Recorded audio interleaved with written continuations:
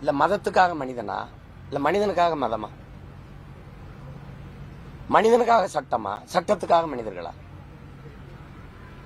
உடம்புக்காக சட்டையா, சட்டைக்காக உடம்பா? நீங்க சொல்லுங்க. இஸ்லாத்துக்கும் கிறிஸ்தவத்துக்கும் தமிழுக்கும் தமிழருக்கும் என்ன சம்பந்தம்? அல்லாவுக்கும் இயேசுவுக்கும் தமிழுக்கும் தமிழர்களுக்கும் என்ன சம்பந்தம்? இப்படி எல்லாம் உங்களுக்கு நெஞ்ச நிமித்திட்டு தைரியமா பேச தைரியம் இருக்கா சீமான்? இல்ல கேட்கிறோம், தொடர்ந்து ஹிந்துக்கள்னா மட்டும்தான் உங்களுக்கு இழிச்சுவாத்தனமா தெரியுதா? நேற்றுக்கு ஏதோ பேட்டியில சிவனுக்கும் முருகனுக்கும் ஹிந்து மதத்துக்கு என்ன சம்பந்தம்?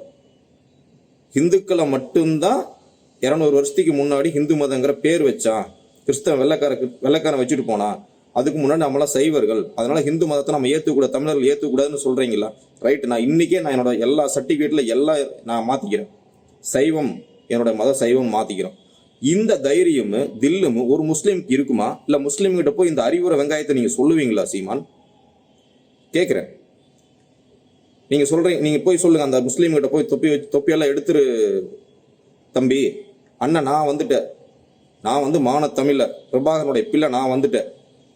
இனி நீ அரபு நாட்டிலிருந்து வந்த ஒரு மாத்த சொல்லக்கூடாது, நம்மளுக்கு அதுக்கு சம்பந்தம் கிடையாது. நீ இனிமேல் தமிழன். நம்மளுடைய வழிபாடு, நம்ம இன தெய்வம் முருகனும் சிவனும் தான்.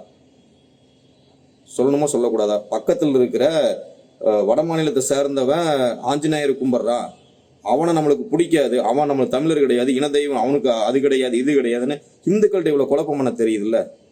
இவ்வளோ அறிவாளியே கேள்வி கேட்குறீங்கல்ல? அதே மாதிரி முஸ்லீம்கிட்ட கேட்க முடியுமா?